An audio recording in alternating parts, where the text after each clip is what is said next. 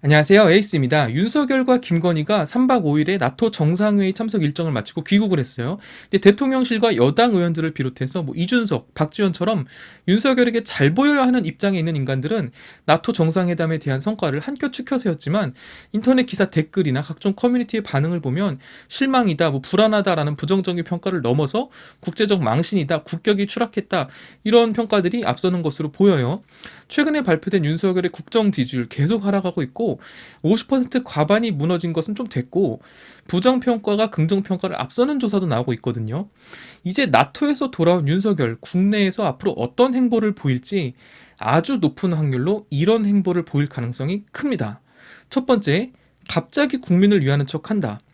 이제 윤석열 취임이 2달 정도 돼가는데 그동안 보여준 모습은 거의 실망과 충격의 연속이죠. 각종 공약들 다 파기하고 있어요. 전기세 인상 없을 것이다 라고 했는데 6주 만에 인상 발표합니다. 그리고 전 정부 탓을 해요. 전기차 충전료 요금 인상 없을 것이다 하면서 이런 말도 안 되는 짤을 퍼뜨렸는데 역시 6주 만에 인상이 됐고요. 영부인 폐지하고 제2부속실 없을 것이다 라고 말은 했지만 공약은 내세웠지만 이게 말만 바뀌었죠. 사실 말장난이거든요. 버젓이 수행원들, 제2부속실의 역할을 하는 보좌관들 다 뽑고 대통령실 직원으로 채용했고, 그게 또 이제 김건희가 예전에 있던 그 코바나 컨텐츠 직원들로 밝혀지면서도 논란이 됐었죠. 그러니까 이번 나토 정상회담 때도 김건희는 영부인 자격으로 참석을 했단 말이에요. 영부인 폐지한다면서 각종 그런 것들은 다 세금으로 운영을 하고 있는 거죠. 사실 나토 정상회담 때도 김건희가 꼭 안 가도 되는 자리였어요. 근데 거길 굳이 왜 갔냐? 이제 멘토신 천공 스승님의 말을 받들어서 갔다라고 충분히 의심을 하는 의견들이 나오는 거죠. 병사 월급 200만 원 공약, 취임 즉시 이행하겠다라고 했는데 지금 민기적 물개고 있죠.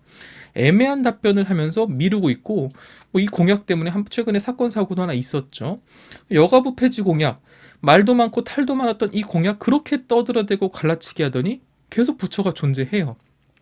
사드 추가 배치는 이야기 나오지도 않고 있고 물가는 오르는데 노동자들 임금은 올리지 마라 라는 경제부의 이 충격적인 발언, 노동시간은 주 52시간에서 90시간으로 자율운영을 하게 한다는 이 발언들, 주휴수당을 없애야 한다 이런 폐지론까지 지금 나오고 있어요. 이런 어려운 상황에서 종부세와 법인세를 인하해주는 부자감세 논란, 서민들 죽으라는 거죠. 경기 상황이 심상치 않은데 그 어느 것 하나 국민들의 삶과 밀접한 연관이 있는 정책은 보이지 않습니다. 이번 주말에 민주노총 집회가 열렸어요. 민주노총 집회는 규모가 상당합니다. 모였다 하면 수만 명은 기본이고 이거 분위기 타면 수십만 명 모으는 건 일도 아닌 집회거든요. 이 집회가 한번 일어났다가 그냥 끝나는 성격의 집회가 아닙니다. 이거 몇 주 동안 아마 계속할 것 같아요. 근데 이들은 윤석열 정부가 우리에게 노예로 살라고 한다. 우리는 노예가 아니다. 이런 슬로건을 걸고 지금 집회를 하고 있습니다. 이 집회를 윤석열이 어떤 식으로 대처하는지도 한번 봐야겠죠. 현재 윤석열은 지지율이 떨어지고 있고 여기저기서 특히 여당 내부에서도 대통령의 지지율에 대해서 우려의 목소리가 나오고 있는 상황입니다. 이제부터 윤석열은 마치 자신이 갑자기 국민들을 위하는 것처럼 국민들의 편에 서는 것처럼 인상을 주기 위해서 이미 나왔던 정책의 방향들을 갑자기 바꿀 가능성이 굉장히 높아요. 그러면서 이제 눈치 보기 작전을 펼치는 거죠. 여러분들 한번 앞으로 윤석열의 행보를 지켜보시기 바랍니다. 스탠스를 갑자기 바꾸진 않는지. 바꾸면 다행이긴 한데 굉장히 속이 보이는 전략을 취할 가능성이 높습니다. 두 번째는 노이즈 캔슬링 전략입니다. 우리가 흔히 사용하는 이어폰이나 헤드폰, 요즘에 출시되어 있는 제품들은 이 노이즈 캔슬링 기능이 들어간 게 굉장히 많잖아요. 저는 이 제품들 처음 사용했을 때 너무 신기했어요. 제가 전철을 타고 출퇴근을 하는데 이 노이즈 캔슬링 기능을 딱 하면 이제 외부 소음이 완전히 차단이 되잖아요. 그래서 저도 처음에는 이런 이어폰들이 우리 귀를 완전히 밀착시켜줘서 완전히 막아줘서 외부 소음을 차단한다라고 생각을 했었는데 그게 아니라고 하더라고요. 이 노이즈 캔슬링 기능은 이어폰 안에 마이크와 내부 회로가 붙어 있대요. 그래서 이 마이크로 외부의 소음을 수집한 다음에 이 내부 회로에서 그 수집된 소음과 반대되는 파동의 소리를 만들어내서 이 외부 소음을 상쇄시킨다고 하더라고요. 그러니까 저도 뼛속까지 문과인 사람이라 기술은 정확히 잘 모르겠는데 노이즈 캔슬링의 원리가 소음을 차단하고 막는 게 아니라 외부 소음과 다른 소음을 발생시켜서 소음을 차단한다라는 거예요. 그러니까 쉽게 말하면 소음을 소음으로 차단한다, 소음으로 잡는다 라는 원리라고 하더라고요. 그러니까 저는 이제 문과 입장에서 그런 기술 전혀 모르는데 굉장히 신박하고 신기했어요. 근데 우리는 이미 사회에서 정치권에서 특히 이런 노이즈 캔슬링 전략 수도 없이 많이 겪어왔죠. 이슈는 이슈로 덮는다. 스캔들은 스캔들로 덮는다. 사건은 더 큰 사건으로 덮는다. 이런 식의 방식 말이죠.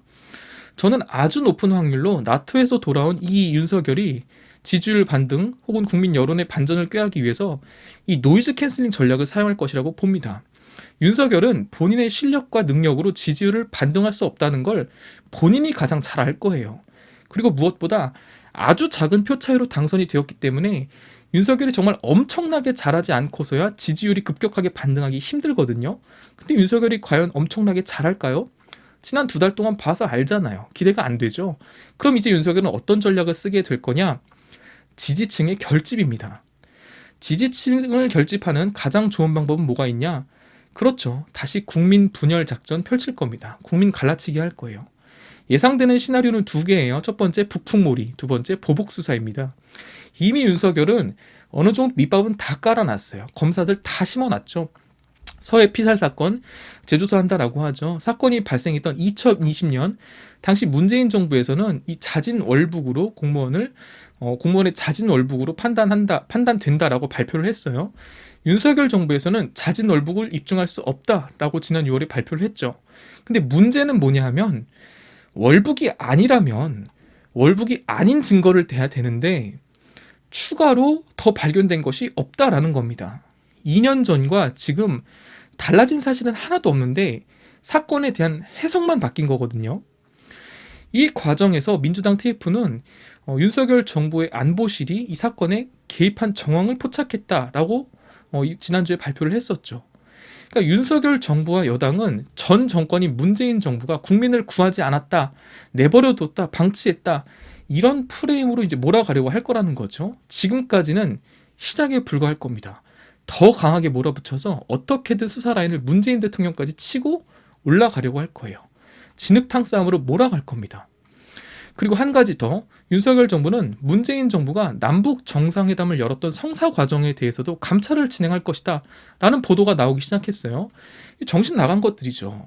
누가 평생 남 뒤나 캐고 수사나던 검사들 아닐까봐 지금 우리나라 앞에 놓인 현안들과 경제적인 문제들이 엄청나게 심각한데 그런 거에 대한 대책은 없이 보복수사 밑밥 다 깔아놓고 있습니다.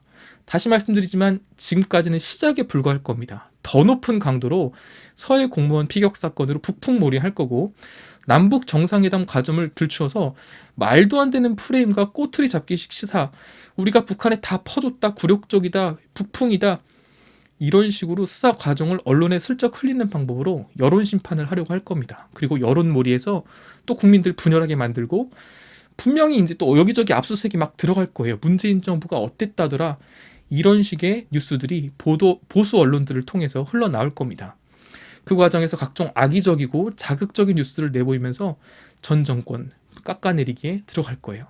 이미 작업은 시작됐습니다. 분명히 더 심하게 진행이 될 거예요. 윤석열 정부가 노리는 건 하나죠. 전 정권이 이렇게 나쁜 놈들이다. 그래도 우리가 낫지. 이러면서 지지층을 결집해서 지지율 반등을 꾀할 거라는 것이죠. 이게 여러분 분명히 예전에 많이 봤던 그림이잖아요. 이명박 정권에서 했던 짓을 그대로 하는 겁니다. 노무현 대통령님이 집권했을 때는 정말 인기가 없었던 대통령이었어요. 무슨 일만 터지면 이게 다 노무현 때문이다 라는 말이 마치 유행어처럼 돌았거든요. 근데 노무현 정부에 이어 이명박 정권이 들어서자 사람들의 스탠스가 갑자기 바뀌기 시작했어요. 노무현이 못하는 건 줄 알았는데 그게 아니었다. 이명박 정권은 더 심하다. 그리고 오히려 정권이 바뀌었는데 노무현의 인기는 올라가고 이명박의 인기는 떨어졌습니다. 그러니까 신기한 현상이 벌어진 거죠. 그래서 당시에 어떤 말까지 있었냐면 노무현은 조중동과 싸우고 이명박은 초중딩과 싸운다. 이런 말까지 나왔거든요. 그러자 이명박 정부에서 어떻게 하냐? 노무현 대통령의 측근들, 가족들부터 털기 시작하더니 결국은 노무현 대통령까지 수사의 범위가 확장되었습니다. 윤석열 정부는 그 짓거리를 똑같이 따라할 거예요. 윤석열은 분명히 여기서 그치지 않을 겁니다. 동시에 야당 인사들에 대한 수색도 해나갈 겁니다. 이것도 이미 밑밥 다 깔아놨어요. 이재명에 대한 각종 압수수색 들어갔죠. 김혜경 여사가 법카를 사용한 식당들 129곳을 압수수색했다. 이 뉴스 아마 다들 보셨을 겁니다. 완전 미친놈들이죠. 식당을 압수수색해서 뭐 할 거냐라는 거예요. 뭐 냉장고를 들춰볼 겁니까? 뭐 식자재 뭐 압수할 거예요? 아니거든요. 그냥 카드 사용 내역을 뽑아서 보면 되는 걸 굳이 129곳 압수수색 이렇게 크게 부풀리고 부각시켜서 이를 시끌벅적하게 벌입니다. 왜냐? 이러면 마치 이재명, 김혜경 여사 측에 엄청난 비리와 부정이 있는 것처럼 보이거든요. 여러분 앞으로 돌아가는 상황들 한번 잘 보세요. 대선 레이스 과정에서 윤석열은 기승전 대장동을 들먹이면서 이재명을 공격했죠. 대선 토론회 때마다 주제와 상관없이 지 혼자 맨날 대장동 이야기를 꺼내면서 또장동이라는 조롱을 듣기도 했어요. 그런데 정권 잡은 뒤 대장동 이야기 나오나요? 전혀 안 나오죠. 이재명을 그렇게 죽이고 싶으면 대장동 파면 되는데, 특검하면 되는데 윤석열은 안 해요. 왜 그럴까요? 대장동 파면 오히려 지가 연관이 되어 있다는 게 나올 거거든요. 그러니까 이제는 대장동이 아니라 백현동을 물고 늘어집니다. 성남 FC 수사하겠다고 압수수색하죠. 비선 캠프 수사하겠대요. 여기저기 다 찌르고 압수수색합니다. 검찰들의 주특기 있죠. 능력이 안 되니까 일단 아무거나 다 찌르고 하나만 걸려라 식으로 기우제식 수사하는 거죠. 어느 것 하나 유죄를 입증할 자신이 없어 보여요. 그러니까 이것저것 다 찌르고 있는 중입니다. 윤석열이 지금 가장 두려워하는 것은 사실 지지율이 아닙니다. 본인이 문재인 대통령의 뒤통수를 쳐서 뒷권을 잡았듯이 자신의 부하가 자신의 뒤통수를 치는 걸 제일 두려워할 거고, 그 다음은 5년 뒤에 정권이 교체됐을 때, 만약에 안 될 수도 있겠지만 정권이 교체됐을 때 다시 자신의 본부장 리스크가 나와서 자신의 가족들이 줄줄이 감방 가는 걸 두려워하고 있을 거예요. 그래서 아직도 검찰총장 임명 안 하고 있잖아요. 후보도 아직 안 뽑고 있습니다. 왜 그러겠어요? 애초에 싹을 자르는 거예요. 싹이 보이는 검찰총장 임명 아예 안 하겠다는 겁니다. 그 칼은 한동훈한테 쥐어주고, 지가 검찰총장일 때는 뭐 검찰총장을 패스하네, 식물총장이네 이러면서 난리치던 것이 지는 임명도 안 하고 있어요. 웃기는 인간이죠. 여러분 앞으로 한번 잘 보세요. 대통령 취임 후에 해외 일정, 첫 외교 성과를 증명해야 할 자리에서 온갖 조롱을 당하고 이렇다 할 성과 없이 귀국한 윤석열이 자신의 능력과 실력으로 지지율을 반동할 수 없는 걸 누구보다 본인 스스로 가장 잘 알 테니까 이제 어떻게 움직이는지. 그런데 만약에 제가 지금까지 이런 얘기한 시나리오들, 윤석열이 이런 행동을 안 하고 지금처럼 태평성대로 술 처먹으러 댕기고 영화 보러 댕기고 도어 스태핑에서 기자들이랑 농담 따먹기나 하면서 헛소리 찍찍한다면, 그러면 이것도 또 웃긴 일이에요. 윤석열은 그냥 아예 생각 자체가 없는 인간이라는 거거든요. 지지율이니 정치니 뭐니 난 아무 관심도 없고 그냥 내가 대통령이다 으아 이러면서 그냥 지멋에 취한 그냥 생각 없는 인간이 되는 거죠. 그러니까 이러나 저러나 윤석열은 지금 굉장히 중요한 시점에 와 있다.